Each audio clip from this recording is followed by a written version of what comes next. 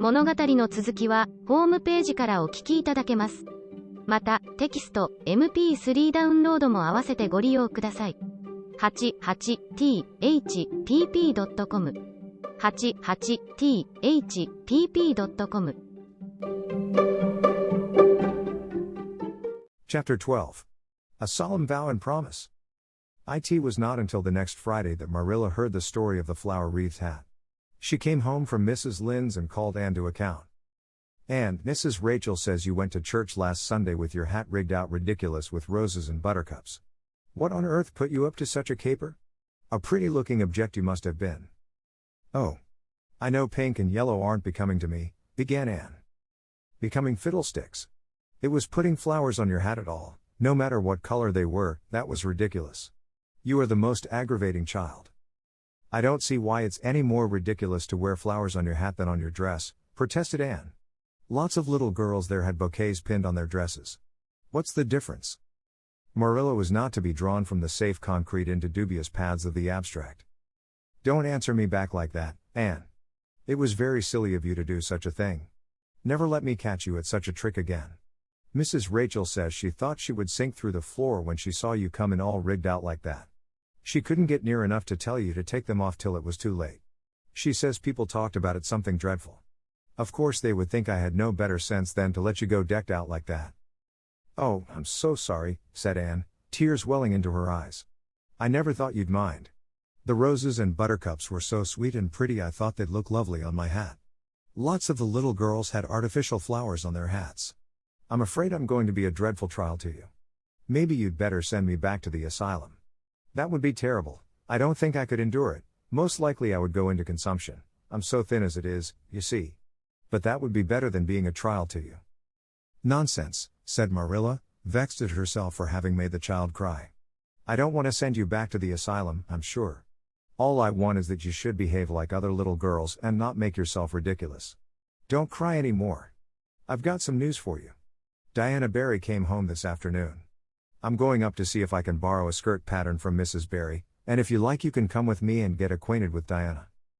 Anne rose to her feet, with clasped hands, the tears still glistening on her cheeks. The dish towel she had been hemming slipped unheeded to the floor. "Oh, Arilla, I'm frightened. Now that it has come, I'm actually frightened. What if she shouldn't like me? It would be the most tragical disappointment of my life. Now, don't get into a fluster. And I do wish you wouldn't use such long words. It sounds so funny in a little girl. I guess Diana'll like you well enough. It's her mother you've got to reckon with. If she doesn't like you, it won't matter how much Diana does. If she has heard about your outburst to Mrs. Lynde and going to church with buttercups round your hat, I don't know what she'll think of you. You must be polite and well-behaved, and don't make any of your startling speeches. For pity's sake, if the child isn't actually trembling." Anne was trembling. Her face was pale and tense. "Oh, Marilla, you'd be excited, too, if you were going to meet a little girl you hoped to be your bosom friend and whose mother mightn't like you," she said as she hastened to get her hat. They went over to Orchard Slope by the short cut across the brook and up the Furry Hill Grove. Mrs. Barry came to the kitchen door in answer to Marilla's knock. She was a tall black-eyed, black-haired woman, with a very resolute mouth. She had the reputation of being very strict with her children. "How do you do, Marilla?" she said cordially. "Come in. And this is the little girl you have adopted, I suppose?" "Yes, this is Anne Shirley," said Marilla. "Spelled with an E?" gasped Anne, who, tremulous and excited as she was determined there should be no misunderstanding on that important point. Mrs. Barry, not hearing or not comprehending, merely shook hands and said kindly, "How are you?" "I am well in body although considerable rumpled up in spirit, thank you ma'am," said Anne gravely. Then aside to Marilla in an audible whisper, "There wasn't anything startling in that, was there, Marilla?" Diana was sitting on the sofa, reading a book which she dropped when the callers entered. She was a very pretty little girl, with her mother's black eyes and hair, and rosy cheeks, and the merry expression which was her inheritance from her father. "This is my little girl Diana," said Mrs. Barry. "Diana, you might take it out into the garden and show her your flowers. It will be better for you than straining your eyes over that book. She reads entirely too much," this to Marilla as the little girls went out, "and I can't prevent her, for her father aids and abets her. She's always poring over a book. I'm glad she has the prospect of a playmate, perhaps it will take her more out of doors." Outside in the garden, which was full of mellow sunset light streaming through the dark old firs to the west of it, stood Anne and Diana, gazing bashfully at each other over a clump of gorgeous tiger lilies.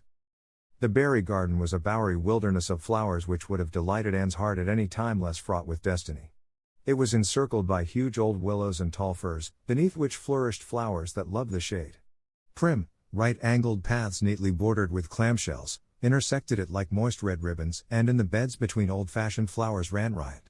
There were rosy bleeding hearts and great splendid crimson peonies, white, fragrant narcissi and thorny, sweet Scotch roses, pink and blue and white columbines and lilac-tinted bouncing bets, clumps of southern wood and ribbon grass and mint, purple Adam and Eve, daffodils, and masses of sweet clover white with its delicate, fragrant, feathery sprays, scarlet lightning that shot its fiery lances over prim white musk flowers. A garden it was where sunshine lingered and bees hummed, and winds, beguiled into loitering, purred and rustled. "Oh, Anna," said Anne at last, clasping her hands and speaking almost in a whisper, "oh, do you think you can like me a little, enough to be my bosom friend?" Diana laughed. Diana always laughed before she spoke. "Why, I guess so," she said frankly. "I'm awfully glad you've come to live at Green Gables. It will be jolly to have somebody to play with. There isn't any other girl who lives near enough to play with, and I've no sisters big enough." "Will you swear to be my friend forever and ever?" demanded Anne eagerly. Diana looked shocked. "Why, it's dreadfully wicked to swear," she said rebukingly. "Oh no, not my kind of swearing. There are two kinds, you know." "I never heard of but one kind," said Diana doubtfully. "There really is another." "Oh, it isn't wicked at all. It just means vowing and promising solemnly." "Well, I don't mind doing that," agreed Diana, relieved. "How do you do it?" "We must join hands, so," said Anne gravely. "It ought to be over running water. We'll just imagine this path is running water. I'll repeat the oath first. I solemnly swear to be faithful to my bosom friend, Diana Barry, as long as the sun and moon shall endure. Now you say it and put my name in." Diana repeated the oath with a laugh fore and aft. Then she said, "You're a queer girl, Anne. I heard before that you were queer. But I believe I'm going to like you real well." When Marilla and Anne went home, Diana went with them as far as the log bridge. The two little girls walked with their arms about each other. At the brook they parted with many promises to spend the next afternoon together. "Well, did you find Diana a kindred spirit?" asked Marilla as they went up through the garden of Green Gables. "Oh yes," sighed Anne, blissfully unconscious of any sarcasm on Marilla's part. "Oh Marilla, I'm the happiest girl on Prince Edward Island this very moment. I assure you I'll say my prayers with a right good will tonight. Diana and I are going to build a playhouse in Mr. William Bell's birch grove tomorrow. Can I have those broken pieces of china that are out in the woodshed?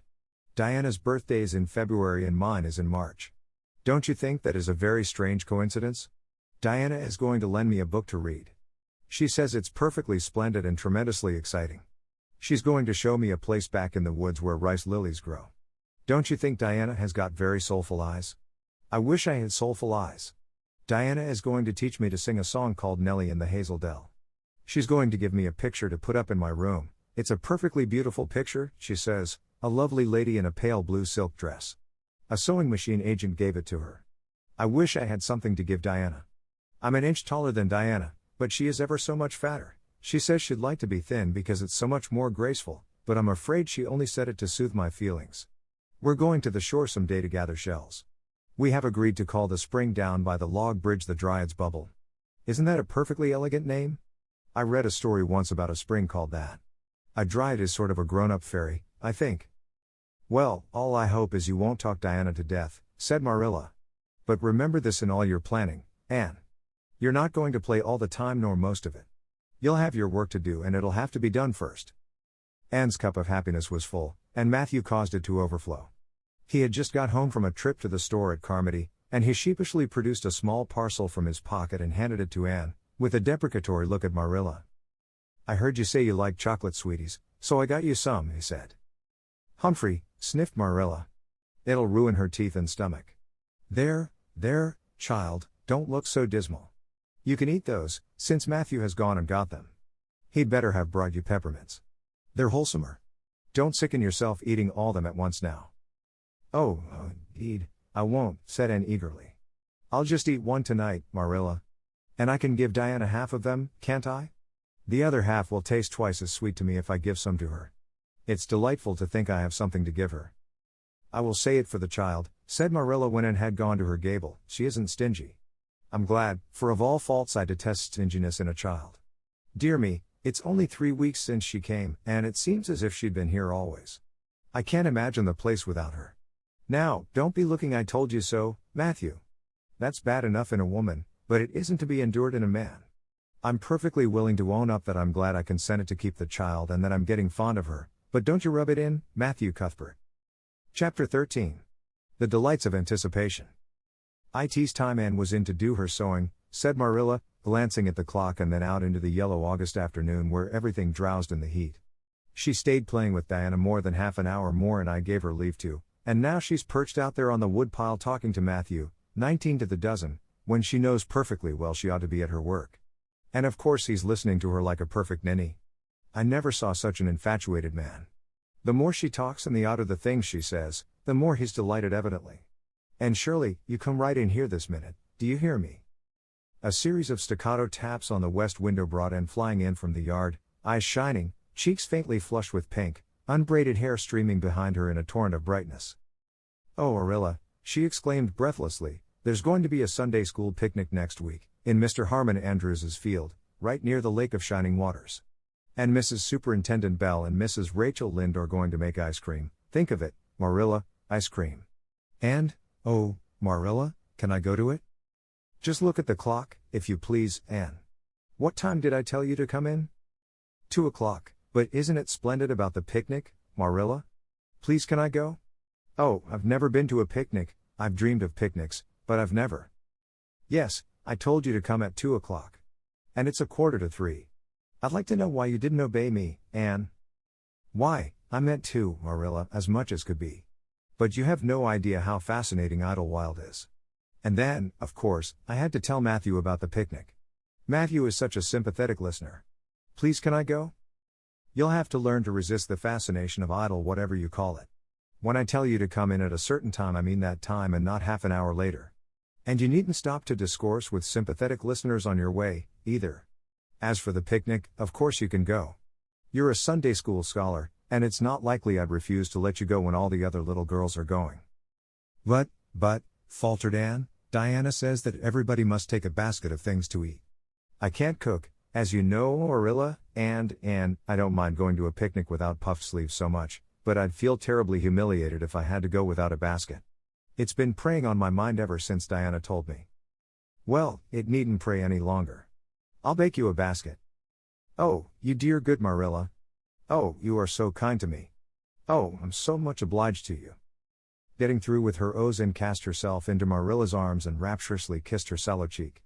It was the first time in her whole life that childish lips had voluntarily touched Marilla's face. Again that sudden sensation of startling sweetness thrilled her. She was secretly vastly pleased at Anne's impulsive caress, which was probably the reason why she said brusquely, There, never mind your kissing nonsense. I'd sooner see you doing strictly as you're told. As for cooking, I mean to begin giving you lessons in that some of these days.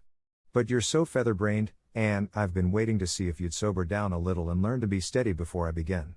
You've got to keep your wits about you in cooking and not stop in the middle of things to let your thoughts rove all over creation. Now, get out your patchwork and have your square done before tea time. I do not like patchwork, said Anne dolefully, hunting out her work-basket and sitting down before a little heap of red and white diamonds with a sigh. I think some kinds of sewing would be nice, but there's no scope for imagination in patchwork. It's just one little seam after another and you never seem to be getting anywhere. But of course I'd rather be Anne of Green Gables sewing patchwork than Anne of any other place with nothing to do but play. I wish time went as quick sewing patches as it does when I'm playing with Diana, though. Oh, we do have such elegant times, Marilla. I have to furnish most of the imagination, but I'm well able to do that. Diana is simply perfect in every other way. You know that little piece of land across the brook that runs up between our farm and Mr. Barry's? It belongs to Mr. William Bell, and right in the corner there is a little ring of white birch trees, the most romantic spot, Marilla. Diana and I have our playhouse there. We call it Idlewild. Isn't that a poetical name? I assure you it took me some time to think it out. I stayed awake nearly a whole night before I invented it. Then, just as I was dropping off to sleep, it came like an inspiration. Diana was enraptured when she heard it. We have got our house fixed up elegantly. You must come and see it, Marilla, won't you? We have great big stones, all covered with moss, for seats, and boards from tree to tree for shelves. And we have all our dishes on them. Of course, they're all broken, but it's the easiest thing in the world to imagine that they are whole. There's a piece of a plate with a spray of red and yellow ivy on it that is especially beautiful. We keep it in the parlor, and we have the fairy glass there, too. The fairy glass is as lovely as a dream. Diana found it out in the woods behind their chicken house. It's all full of rainbows, just little young rainbows that haven't grown big yet, and Diana's mother told her it was broken off a hanging lamp they once had. But it's nice to imagine the fairies lost it one night when they had a ball, so we call it the fairy glass. Matthew is going to make us a table. Oh, we have named that little round pool over in Mr. Barry's field Willowmere. I got that name out of the book Diana lent me. That was a thrilling book, Marilla. The heroine had 5 lovers. I'd be satisfied with one, wouldn't you? She was very handsome and she went through great tribulations. She could faint as easy as anything. I'd love to be able to faint, wouldn't you, Marilla? It's so romantic. But I'm really very healthy for all I'm so thin. I believe I'm getting fatter, though.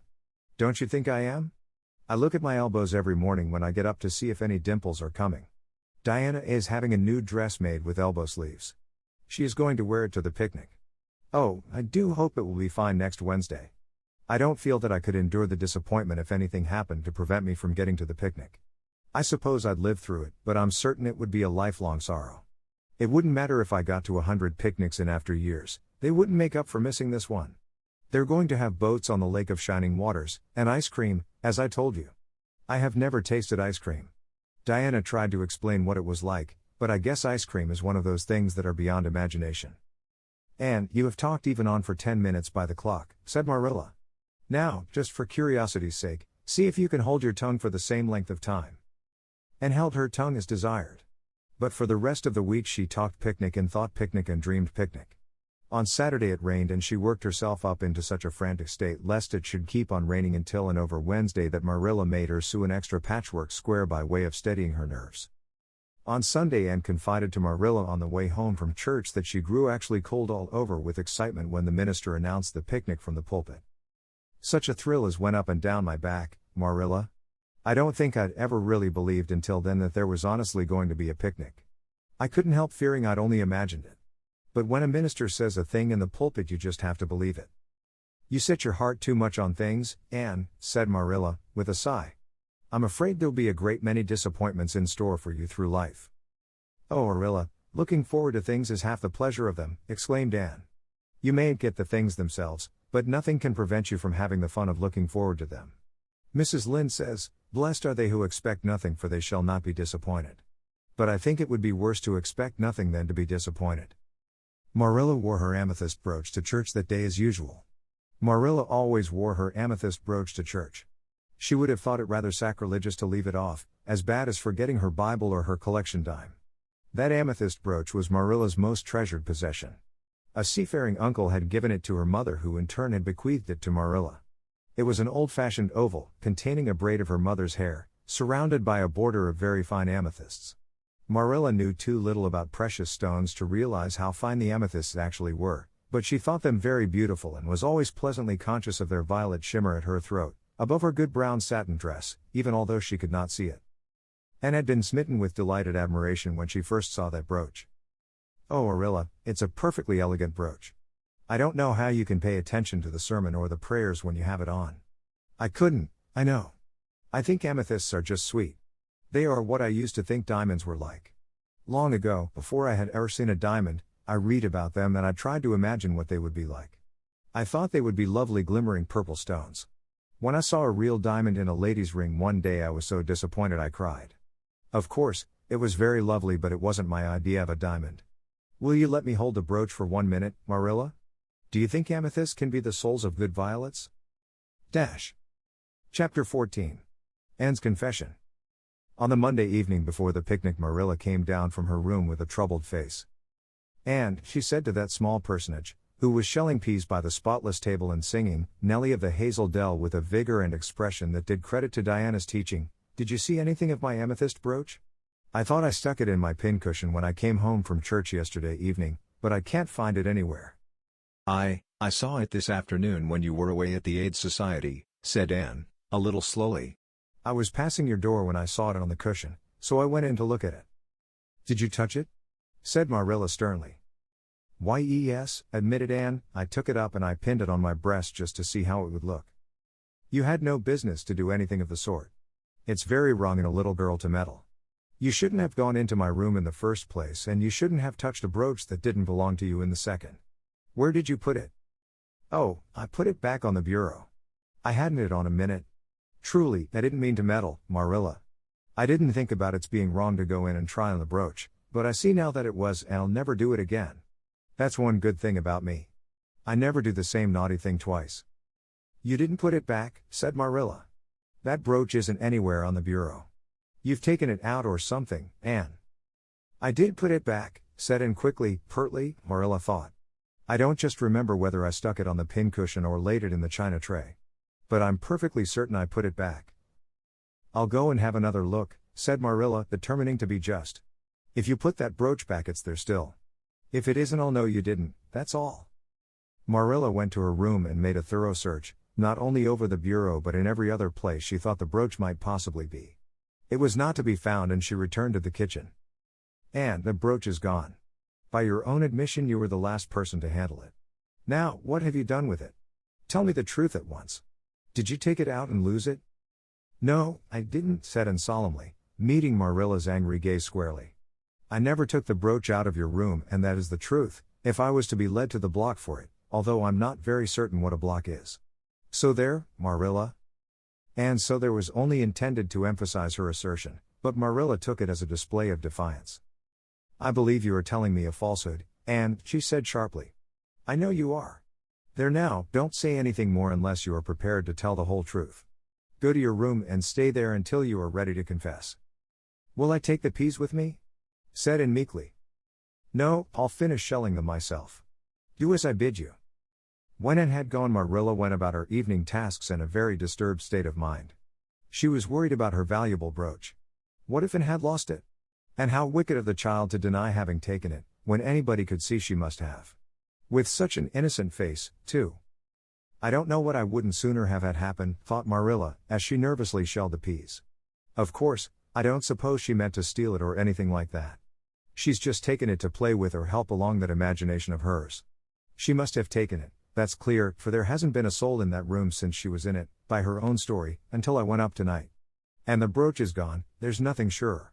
I suppose she has lost it and is afraid to own up for fear she'll be punished. It's a dreadful thing to think she tells falsehoods. It's a far worse thing than her fit of temper. It's a fearful responsibility to have a child in your house you can't trust.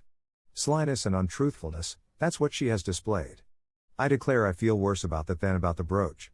If she'd only have told the truth about it, I wouldn't mind so much. Marilla went to her room at intervals all through the evening and searched for the brooch, without finding it. A bedtime visit to the east gable produced no result. Anne persisted in denying that she knew anything about the brooch, but Marilla was only the more firmly convinced that she did. She told Matthew the story the next morning. Matthew was confounded and puzzled. He could not so quickly lose faith in Anne, but he had to admit that circumstances were against her. You're sure it hasn't fell down behind the bureau? Was the only suggestion he could offer. I've moved the bureau and I've taken out the drawers and I've looked in every crack and cranny, was Marilla's positive answer. The brooch is gone and that child has taken it and lied about it. That's the plain, ugly truth, Matthew Cuthbert, and we might as well look it in the face. Well now, what are you going to do about it? Matthew asked forlornly, feeling secretly thankful that Marilla and not he had to deal with the situation. He felt no desire to put his oar in this time. She'll stay in her room until she confesses, said Marilla grimly, remembering the success of this method in the former case. Then we'll see. Perhaps we'll be able to find the brooch if she'll only tell where she took it, but in any case she'll have to be severely punished, Matthew. Well now, you'll have to punish her, said Matthew, reaching for his hat. I've nothing to do with it, remember. You warned me off yourself. Marilla felt deserted by everyone. She could not even go to Mrs. Lynde for advice. She went up to the east gable with a very serious face and left it with a face more serious still. And steadfastly refused to confess. She persisted in asserting that she had not taken the brooch. The child had evidently been crying and Marilla felt a pang of pity which she sternly repressed. By night she was, as she expressed it, beat out. You'll stay in this room until you confess, Anne. You can make up your mind to that, she said firmly. But the picnic is tomorrow, Marilla, cried Anne. You won't keep me from going to that, will you? You'll just let me out for the afternoon, won't you? Then I'll stay here as long as you like afterwards cheerfully. But I must go to the picnic. You'll not go to picnics nor anywhere else until you've confessed, Anne. Oh, Marilla, gasped Anne. But Marilla had gone out and shut the door. Wednesday morning dawned as bright and fair as if expressly made to order for the picnic. Birds sang around Green Gables, the Madonna lilies in the garden sent out whiffs of perfume that entered in on viewless winds at every door and window, and wandered through halls and rooms like spirits of benediction. The birches in the hollow waved joyful hands as if watching for Anne's usual morning greeting from the east gable. But Anne was not at her window. When Marilla took her breakfast up to her, she found the child sitting primly on her bed, pale and resolute, with tight shut lips and gleaming eyes. Marilla, I'm ready to confess. Ah. Marilla laid down her tray. Once again her method had succeeded, but her success was very bitter to her. Let me hear what you have to say then, Anne. I took the amethyst brooch, said Anne, as if repeating a lesson she had learned. I took it just as you said. I didn't mean to take it when I went in. But it did look so beautiful, Marilla, when I pinned it on my breast that I was overcome by an irresistible temptation. I imagined how perfectly thrilling it would be to take it to Idlewild and play I was the Lady Cordelia Fitzgerald. It would be so much easier to imagine I was the Lady Cordelia if I had a real amethyst brooch on. Diana and I make necklaces of roseberries, but what are roseberries compared to amethysts? So I took the brooch. I thought I could put it back before you came home. I went all the way around by the road to lengthen out the time. When I was going over the bridge across the lake of shining waters, I took the brooch off to have another look at it. Oh, how it did shine in the sunlight. And then, when I was leaning over the bridge, it just slipped through my fingers, so, and went down, down, down, all purpley sparkling, and sank forevermore beneath the lake of shining waters. And that's the best I can do at confessing, Marilla. Marilla felt hot anger surge up into her heart again. This child had taken and lost her treasured amethyst brooch and now sat there calmly reciting the details thereof without the least apparent compunction or repentance. Anne, this is terrible, she said, trying to speak calmly. You are the very wickedest girl I ever heard of. Yes, I suppose I am, agreed Anne tranquilly. And I know I'll have to be punished. It'll be your duty to punish me, Marilla. Won't you please get it over right off, because I'd like to go to the picnic with nothing on my mind. Picnic, indeed. You'll go to no picnic today, and surely that shall be your punishment. And it isn't half severe enough either for what you've done. Not go to the picnic. Anne sprang to her feet and clutched Marilla's hand. But you promised me I might. Oh, Marilla, I must go to the picnic. That was why I confessed. Punish me any way you like but that. Oh, Marilla, please, please, let me go to the picnic. Think of the ice cream. For anything you know, I may never have a chance to taste ice cream again. Marilla disengaged Anne's clinging hands stonily. You needn't plead, Anne. You are not going to the picnic, and that's final.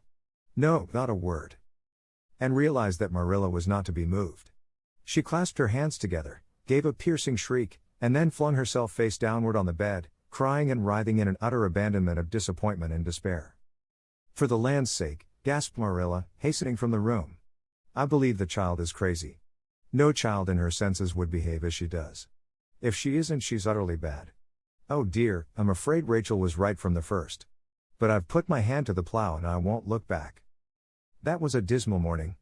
Marilla worked fiercely and scrubbed the porch floor and the dairy shelves when she could find nothing else to do. Neither the shelves nor the porch needed it, but Marilla did. Then she went out and raked the yard. When dinner was ready, she went to the stairs and called Anne. A tear-stained face appeared, looking tragically over the banisters. Come down to your dinner, Anne. I don't want any dinner, Marilla, said Anne, sobbingly.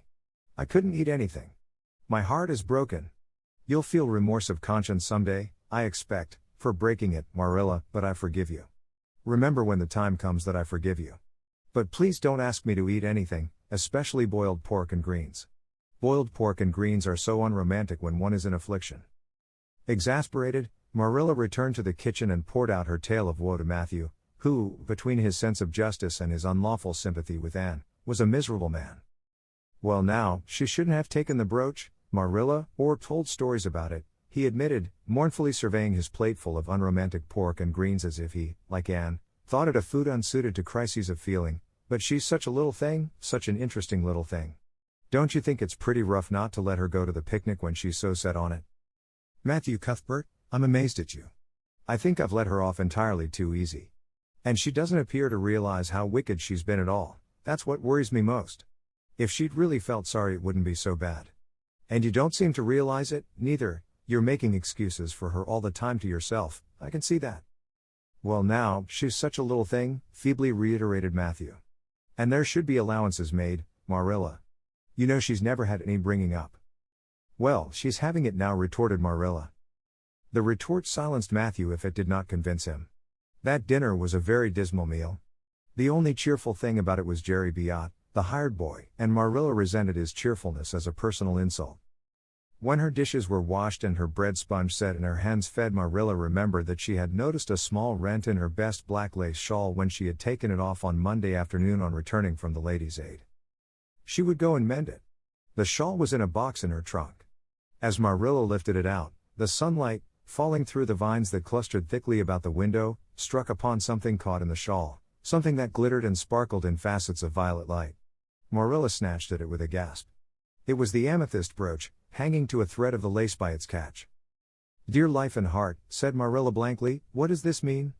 Here's my brooch safe and sound that I thought was at the bottom of Barry's pond. Whatever did that girl mean by saying she took it and lost it? I declare I believe Green Gables is bewitched. I remember now that when I took off my shawl Monday afternoon I laid it on the bureau for a minute. I suppose the brooch got caught in it somehow. Well. Marilla betook herself to the east gable, brooch in hand. And had cried herself out and was sitting dejectedly by the window. And Shirley, said Marilla solemnly, I've just found my brooch hanging to my black lace shawl. Now I want to know what that rigmarole you told me this morning meant. Why, you said you'd keep me here until I confessed, returned Anne wearily, and so I decided to confess because I was bound to get to the picnic.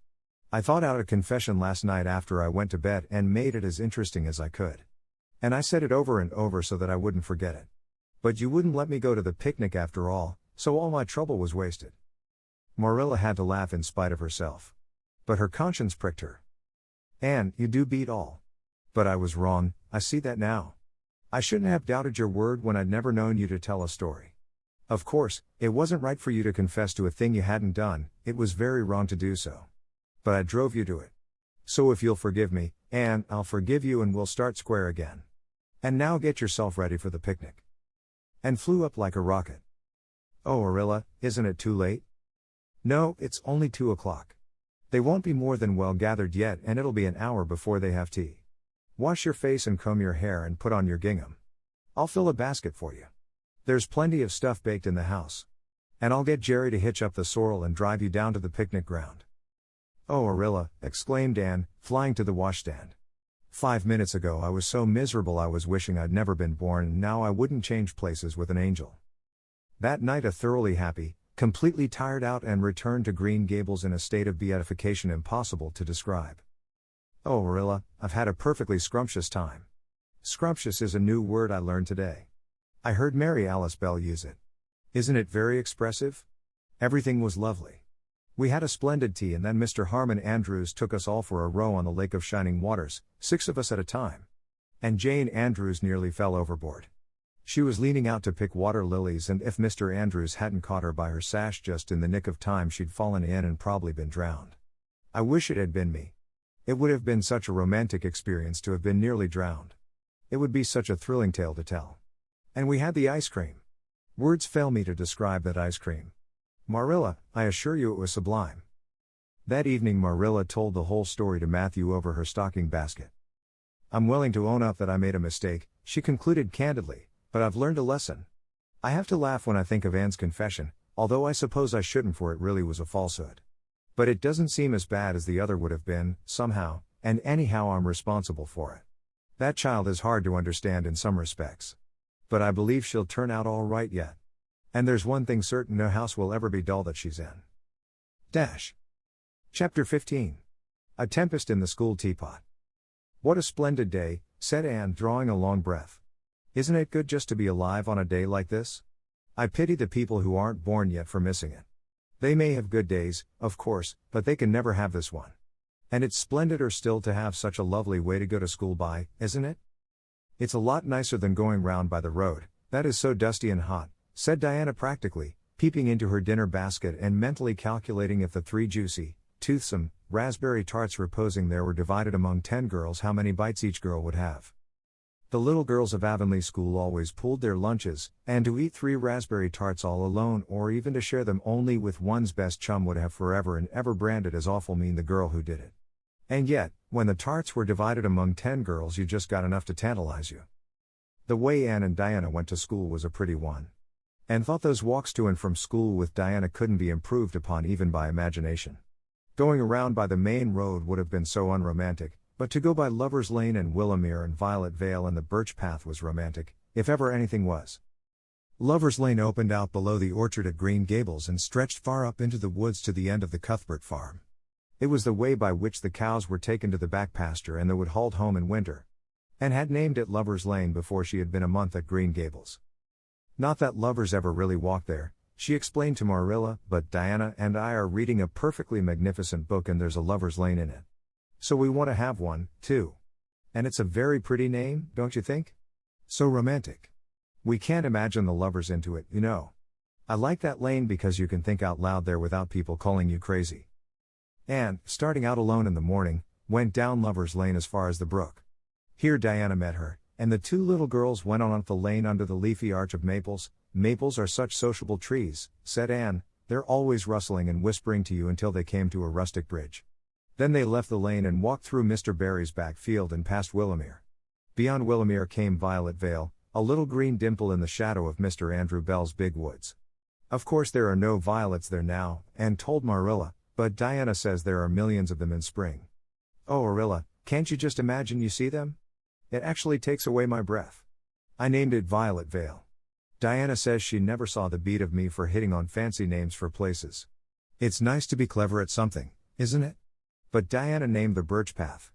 She wanted to, so I let her, but I'm sure I could have found something more poetical than plain Birch Path. Anybody can think of a name like that.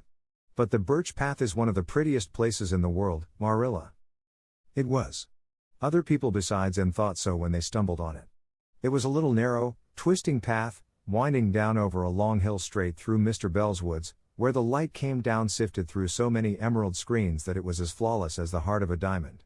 It was fringed in all its length with slim young birches, white-stemmed and lissom-boughed, ferns and starflowers and wild lilies of the valley and scarlet tufts of pigeonberries grew thickly along it, and always there was a delightful spiciness in the air and music of bird calls and the murmur and laugh of woodwinds in the trees overhead. Now and then you might see a rabbit skipping across the road if you were quiet, which, with Anne and Diana, happened about once in a blue moon. Down in the valley the path came out to the main road and then it was just up the spruce hill to the school. The Avonlea School was a whitewashed building, low in the eaves and wide in the windows, furnished inside with comfortable substantial old-fashioned desks that opened and shut, and were carved all over their lids with the initials and hieroglyphics of 3 generations of school children. The schoolhouse was set back from the road and behind it was a dusky fir wood and a brook where all the children put their bottles of milk in the morning to keep cool and sweet until dinner hour. Marilla had seen Anne start off to school on the first day of September with many secret misgivings. Anne was such an odd girl. How would she get on with the other children? And how on earth would she ever manage to hold her tongue during school hours? Things went better than Marilla feared, however. Anne came home that evening in high spirits. I think I'm going to like school here, she announced. I don't think much of the master, through. He's all the time curling his mustache and making eyes at Prissy Andrews. Prissy is grown up, you know. She's 16 and she's studying for the entrance examination into Queen's Academy at Charlottetown next year. Tilly Boulter says the master is dead gone on her. She's got a beautiful complexion and curly brown hair and she does it up so elegantly. She sits in the long seat at the back and he sits there, too, most of the time, to explain her lessons, he says. But Ruby Gillis says she saw him writing something on her slate and when Prissy read it she blushed as red as a beet and giggled, and Ruby Gillis says she doesn't believe it had anything to do with the lesson. And Shirley, don't let me hear you talking about your teacher in that way again, said Marilla sharply. You don't go to school to criticize the master. I guess he can teach you something, and it's your business to learn. And I want you to understand right off that you are not to come home telling tales about him. That is something I won't encourage. I hope you were a good girl.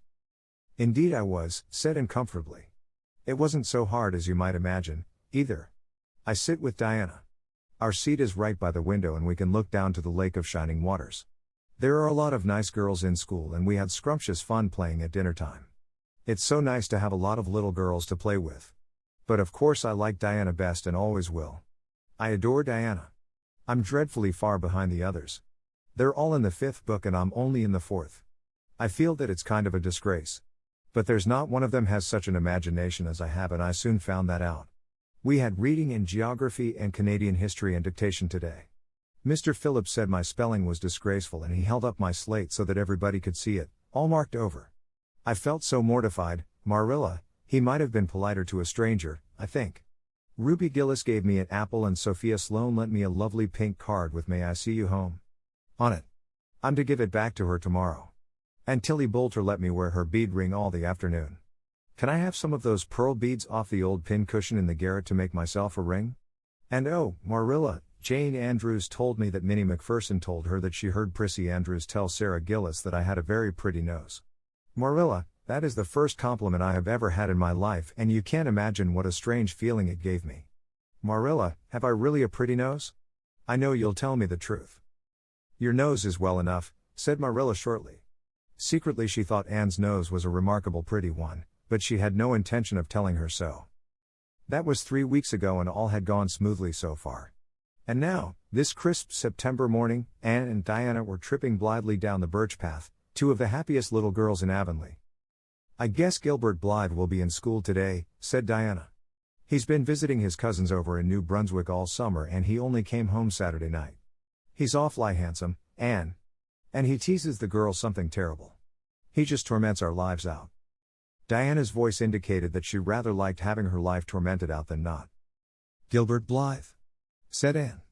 Isn't his name that's written up on the porch wall with Julia bells and a big take notice over them? Yes, said Diana, tossing her head, but I'm sure he doesn't like Julia Bell so very much. I've heard him say he studied the multiplication table by her freckles. Oh, don't speak about freckles to me, implored Anne. It isn't delicate when I've got so many. But I do think that writing take notices up on the wall about the boys and girls is the silliest ever. I should just like to see anybody dare to write my name up with a boy's.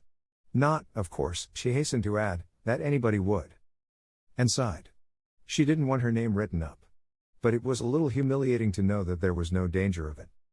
Nonsense, said Diana, whose black eyes and glossy tresses had played such havoc with the hearts of Avonlea schoolboys that her name figured on the porch walls in half a dozen take notices.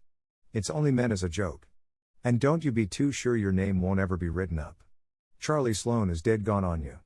He told his mother, mind you, that you were the smartest girl in school. That's better than being good looking.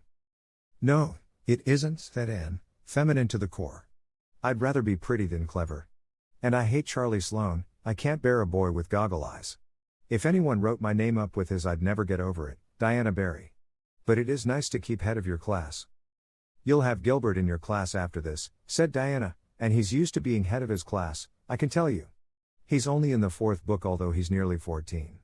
4 years ago his father was sick and had to go out to Alberta for his health and Gilbert went with him. They were there 3 years and Gil didn't go to school hardly any until they came back. You won't find it so easy to keep head after this, Anne. I'm glad, said Anne quickly. I couldn't really feel proud of keeping head of little boys and girls of just 9 or 10. I got up yesterday spelling ebullition. Josie Pye was head and, mind you, she peeped in her book.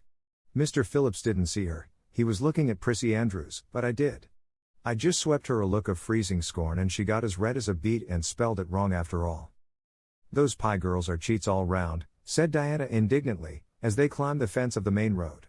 Gertie Pye actually went and put her milk bottle in my place in the brook yesterday. Did you ever? I don't speak to her now. When Mr. Phillips was in the back of the room hearing Prissy Andrews's Latin, Diana whispered to Anne, that's Gilbert Blythe sitting right across the aisle from you, Anne. Just look at him and see if you don't think he's handsome. And looked accordingly. She had a good chance to do so, for the said Gilbert Blythe was absorbed in stealthily pinning the long yellow braid of Ruby Gillis, who sat in front of him, to the back of her seat. He was a tall boy, with curly brown hair, roguish hazel eyes, and a mouth twisted into a teasing smile. Presently Ruby Gillis started up to take a sum to the master. She fell back into her seat with a little shriek, believing that her hair was pulled out by the roots. Everybody looked at her and Mr. Phillips glared so sternly that Ruby began to cry. Gilbert had whisked the pin out of sight and was studying his history with the soberest face in the world, but when the commotion subsided he looked at Anne and winked with inexpressible drollery. "I think your Gilbert Blythe is handsome," confided Anne to Diana, "but I think he's very bold. It isn't good manners to wink at a strange girl." But it was not until the afternoon that things really began to happen. Mr. Phillips was back in the corner explaining a problem in algebra to Prissy Andrews, and the rest of the scholars were doing pretty much as they pleased, eating green apples, whispering, drawing pictures on their slates, and driving crickets harnessed to strings, up and down aisle. Gilbert Blythe was trying to make Anne Shirley look at him and failing utterly, because Anne was at that moment totally oblivious not only to the very existence of Gilbert Blythe, but of every other scholar in Avonlea School itself. With her chin propped on her hands and her eyes fixed on the blue glimpse of the lake of shining waters that the west window afforded, she was far away in a gorgeous dreamland, hearing and seeing nothing save her own wonderful visions. Gilbert Blythe wasn't used to putting himself out to make a girl look at him and meeting with failure. She should look at him, that red-haired Shirley girl with the little pointed chin and the big eyes that weren't like the eyes of any other girl in Avonlea School. Gilbert reached across the aisle, picked up the end of Anne's long red braid, held it out at arm's length and said in a piercing whisper, "Carrots. Carrots." Then Anne looked at him with a vengeance. She did more than look. She sprang to her feet, her bright fancies fallen into cureless ruin. She flashed one indignant glance at Gilbert from eyes whose angry sparkle was swiftly quenched in equally angry tears. "You mean, hateful boy," she exclaimed passionately. "How dare you?" And then, thwack! Anne had brought her slate down on Gilbert's head and cracked it, slate not head, clear across. Avonlea School always enjoyed a scene. This was an especially enjoyable one. Everybody said oh in horrified delight. Diana gasped. Ruby Gillis, who was inclined to be hysterical, began to cry. Tommy Sloane let his team of crickets escape him altogether while he stared open-mouthed at the tableau. Mr. Phillips stalked down the aisle and laid his hand heavily on Anne's shoulder. "Anne Shirley, what does this mean?" he said angrily. And returned no answer. It was asking too much of flesh and blood to expect her to tell before the whole school that she had been called carrots. Gilbert it was who spoke up stoutly. "It was my fault, Mr. Phillips. I teased her." Mr. Phillips paid no heed to Gilbert. "I am sorry to see a pupil of mine displaying such a temper and such a vindictive spirit," he said in a solemn tone, as if the mere fact of being a pupil of his ought to root out all evil passions from the hearts of small imperfect mortals. "Anne, go and stand on the platform in front of the blackboard for the rest of the afternoon." Anne would have infinitely preferred a whipping to this punishment, under which her sensitive spirit quivered as from a whiplash. With a white, set face she obeyed. Mr. Phillips took a chalk crayon and wrote on the blackboard above her head. "Anne Shirley has a very bad temper. Anne Shirley must learn to control her temper, and then read it out loud so that even the primer class, who couldn't read writing, should understand it." And stood there the rest of the afternoon with that legend above her. She did not cry or hang her head. Anger was still too hot in her heart for that, and it sustained her amid all her agony of humiliation. With resentful eyes and passion-red cheeks she confronted alike Diana's sympathetic gaze and Charlie Sloane's indignant nods and Josie Pye's malicious smiles. As for Gilbert Blythe, she would not even look at him. She would never look at him again. She would never speak to him. When school was dismissed and marched out with her red head held high, Gilbert Blythe tried to intercept her at the porch door. "I'm awfully sorry I made fun of your hair, Anne," he whispered contritely. "Honest I am. Don't be mad for keeps, now." Anne swept by disdainfully, without look or sign of hearing. "Oh, how could you, Anne?" breathed Diana as they went down the road, half reproachfully, half admiringly. Diana felt that she could never have resisted Gilbert's plea. "I shall never forgive Gilbert Blythe," said Anne firmly. "And Mr. Phillips spelled my name without an E, too. The iron has entered into my soul, Diana." Diana hadn't the least idea what Anne meant, but she understood it was something terrible. "You mustn't mind Gilbert making fun of your hair," she said soothingly. "Why, he makes fun of all the girls. He laughs at mine because it's so black. He's called me a crow a dozen times, and I never heard him apologize for anything before, either." "There's a great deal of difference between being called a crow and being called carrots," said Anne with dignity. "Gilbert Blythe has hurt my feelings excruciatingly, Diana. It is possible the matter might have blown over without more excruciation if nothing else had happened. But when things begin to happen they are apt to keep on." Avonlea scholars often spent noon hour picking gum in Mr. Bell's spruce grove over the hill and across his big pasture field. From there they could keep an eye on Eben Wright's house, where the master boarded. When they saw Mr. Phillips emerging therefrom they ran for the schoolhouse, But the distance being about 3 times longer than Mr. Wright's lane, they were very apt to arrive there, breathless and gasping, some 3 minutes too late. On the following day Mr. Phillips was seized with one of his spasmodic fits of reform and announced before going home to dinner, that he should expect to find all the scholars in their seats when he returned. Anyone who came in late would be punished. All the boys and some of the girls went to Mr. Bell's spruce grove as usual, fully intending to stay only long enough to pick a chew. But spruce groves are seductive and yellow nuts of gum beguiling. They picked and loitered and strayed, and as usual the first thing that recalled them to a sense of the flight of time was Jimmy Glover shouting from the top of a patriarchal old spruce master's coming. The girls who were on the ground started first and managed to reach the schoolhouse in time, but without a second to spare. The boys, who had to wriggle hastily down from the trees, were later, and Anne, who had not been picking gum at all but was wandering happily in the far end of the grove, waist deep among the bracken, singing softly to herself, with a wreath of rice lilies on her hair as if she were some wild divinity of the shadowy places, was latest of all. And could run like a deer. However, run she did, with the impish result that she overtook the boys at the door and was swept into the schoolhouse among them just as Mr. Phillips was in the act of hanging up his hat. Mr. Phillips's brief reforming energy was over. He didn't want the bother of punishing a dozen pupils, but it was necessary to do something to save his word, so he looked about for a scapegoat and found it in Anne, who had dropped into her seat, gasping for breath, with a forgotten lily wreath hanging askew over one ear and giving her a particularly rakish and disheveled appearance. "And surely, since you seem to be so fond of the boys' company, we shall indulge your taste for it this afternoon," he said sarcastically. "Take those flowers out of your hair and sit with Gilbert Blythe." The other boys snickered. Diana, turning pale with pity, plucked the wreath from Anne's hair and squeezed her hand. And stared at the master as if turned to stone. "Did you hear what I said, Anne?" queried Mr. Phillips sternly. "Yes, sir," said Anne slowly, "but I didn't suppose you really meant it." "I assure you I did," still with the sarcastic inflection which all the children, and especially, hated. It flicked on the raw. "Obey me at once." For a moment Anne looked as if she meant to disobey. Then, realizing that there was no help for it, she rose haughtily, stepped across the aisle, sat down beside Gilbert Blythe, and buried her face in her arms on the desk. Ruby Gillis, who got a glimpse of it as it went down, told the others going home from school that she'd actually never seen anything like it. It was so white, with awful little red spots in it. To Anne, this was as the end of all things. It was bad enough to be singled out for punishment from among a dozen equally guilty ones. It was worse still to be sent to sit with a boy, but that boy should be Gilbert Blythe was heaping insult on injury to a degree utterly unbearable. And felt that she could not bear it, and it would be of no use to try. Her whole being seethed with shame and anger and humiliation. At first the other scholars looked and whispered and giggled and nudged. But as Anne never lifted her head, and as Gilbert worked fractions as if his whole soul was absorbed in them and them only, they soon returned to their own tasks and Anne was forgotten.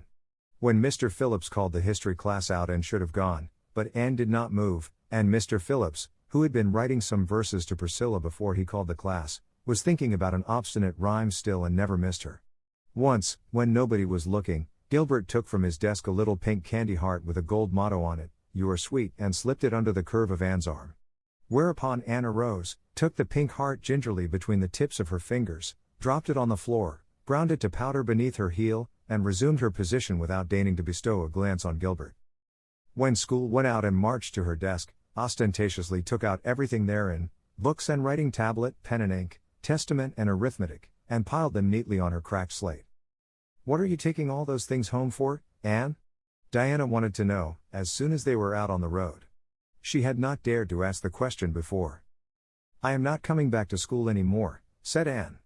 Diana gasped and stared at Anne to see if she meant it. "Will Marilla let you stay home?" she asked. "She'll have to," said Anne. "I'll never go to school to that man again." "Oh." Diana looked as if she were ready to cry. "I do think you're mean. What shall I do? Mr. Phillips will make me sit with that horrid Gertie Pye. I know he will, because she is sitting alone. Do come back, Anne. I'd do almost anything in the world for you," Diana said, and sadly.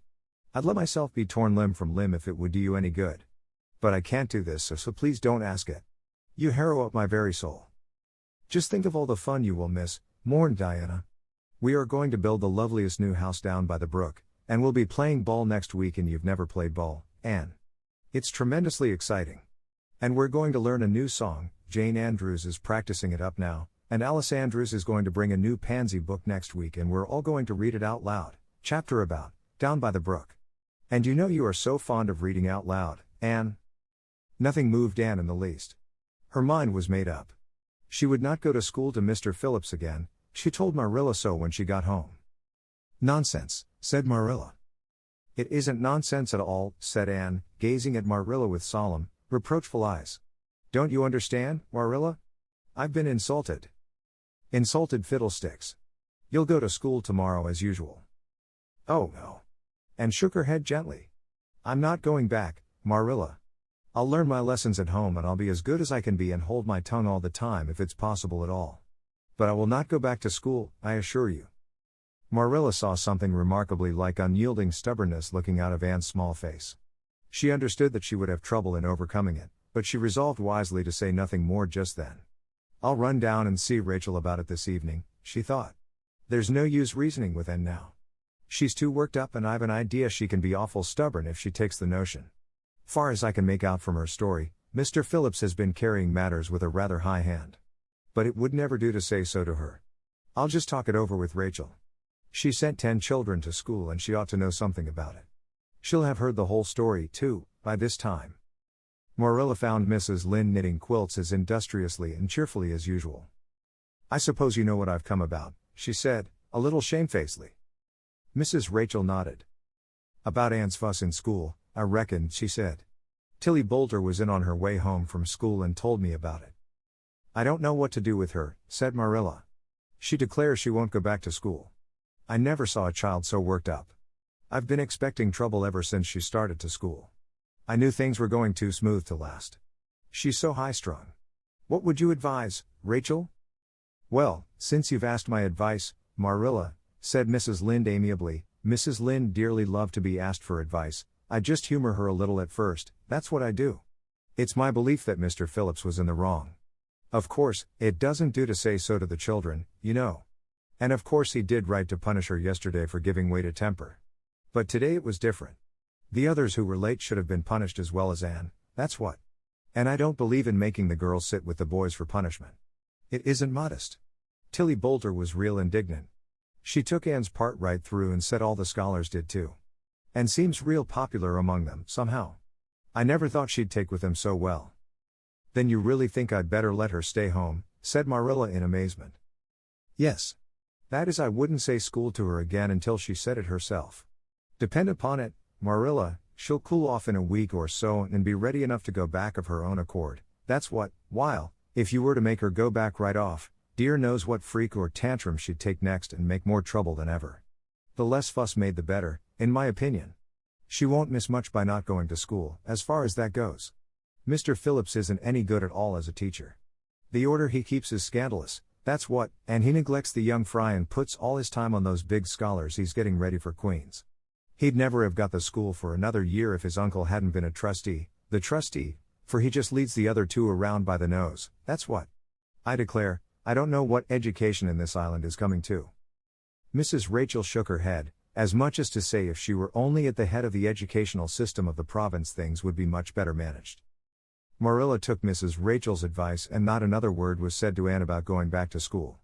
She learned her lessons at home, did her chores, and played with Diana in the chilly purple autumn twilights, but when she met Gilbert Blythe on the road or encountered him in Sunday school she passed him by with an icy contempt that was no whit thawed by his evident desire to appease her. Even Diana's efforts as a peacemaker were of no avail. Anne had evidently made up her mind to hate Gilbert Blythe to the end of life. As much as she hated Gilbert, however, did she love Diana, with all the love of her passionate little heart, equally intense in its likes and dislikes. One evening Marilla, coming in from the orchard with a basket of apples, found Anne sitting along by the east window in the twilight, crying bitterly. "Whatever's the matter now, Anne?" she asked. "It's about Diana," sobbed Anne luxuriously. "I love Diana so, Marilla. I cannot ever live without her. But I know very well when we grow up that Diana will get married and go away and leave me. And oh, what shall I do? I hate her husband, I just hate him furiously. I've been imagining it all out, the wedding and everything, Diana dressed in snowy garments, with a veil, and looking as beautiful and regal as a queen, and me the bridesmaid, with a lovely dress too, and puffed sleeves, but with a breaking heart hid beneath my smiling face. And then, bidding Diana goodbye, Heron broke down entirely and wept with increasing bitterness. Marilla turned quickly away to hide her twitching face, but it was no use. She collapsed on the nearest chair and burst into such a hearty and unusual peal of laughter that Matthew, crossing the yard outside, halted in amazement. When had he heard Marilla laugh like that before? "Well, Anne Shirley," said Marilla as soon as she could speak, "if you must borrow trouble, for pity's sake borrow it handier home. I should think you had an imagination, sure enough." 物語の続きはホームページからお聞きいただけます。また、テキスト、MP3 ダウンロードも合わせてご利用ください。88thpp.com 88thpp.com